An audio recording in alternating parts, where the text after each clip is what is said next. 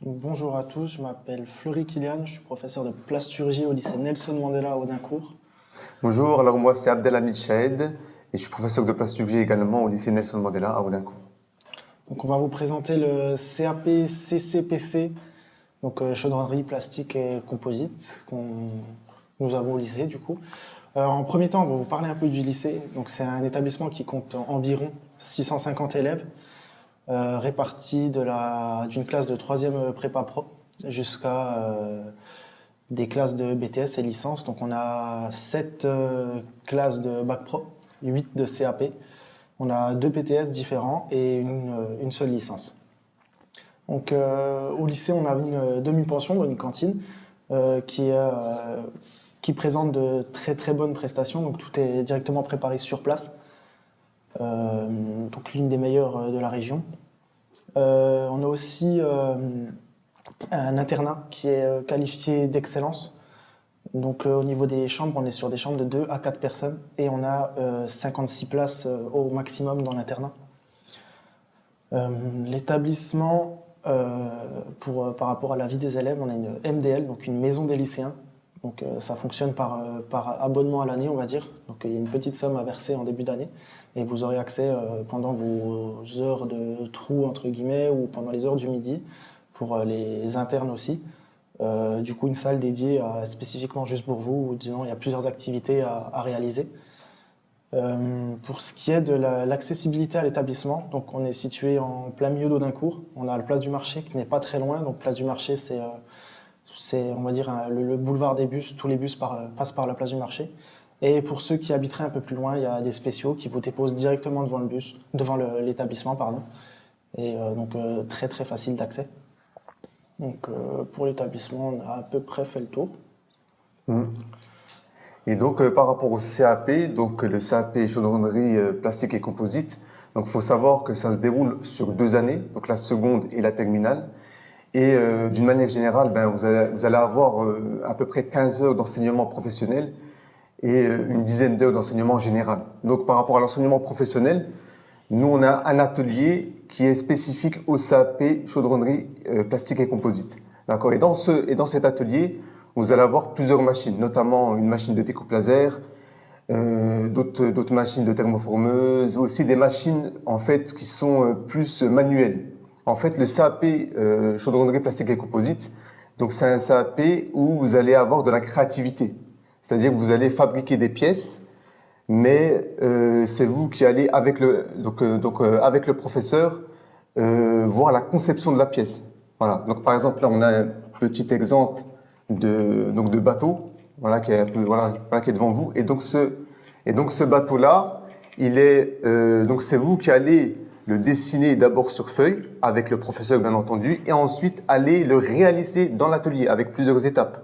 D'accord. Donc vraiment c'est un CAP qui est dédié aux élèves qui aiment la créativité, qui aiment fabriquer des choses avec leurs mains. C'est un petit peu ça, l'idée vraiment du CAP chaudronnerie, plastique et composite. Voilà, c'est un petit peu l'ensemble. Donc sur 2 années, en sachant que aussi la première année, et c'est très important justement aussi à le mettre en évidence, c'est que vous avez 2 périodes de stage. Une première période en janvier de 2 semaines, où vous allez aller en stage dans une entreprise pour découvrir justement d'autres techniques de fabrication, et 4 semaines au mois de juin de la seconde. Et ensuite, en terminale, aussi Il y en a deux fois 4 semaines en terminale. Voilà. Autre chose sur les CAP. On travaille majoritairement sur du plastique et du bois. Donc, comme dit, tout est manuel. Donc, on va faire du perçage, de la découpe.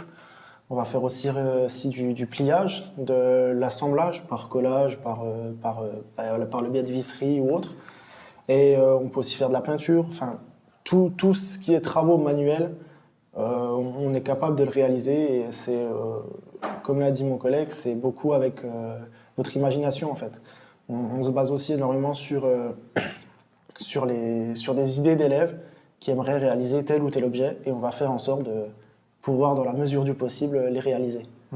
Exactement. Là, par exemple, avec nos élèves de Terminal CAP, on est sur un projet de boîte cloisonnée. Donc, les élèves vont d'abord dessiner donc la boîte avec les différents compartiments. et ensuite ils vont aller la réaliser en chaudronnerie.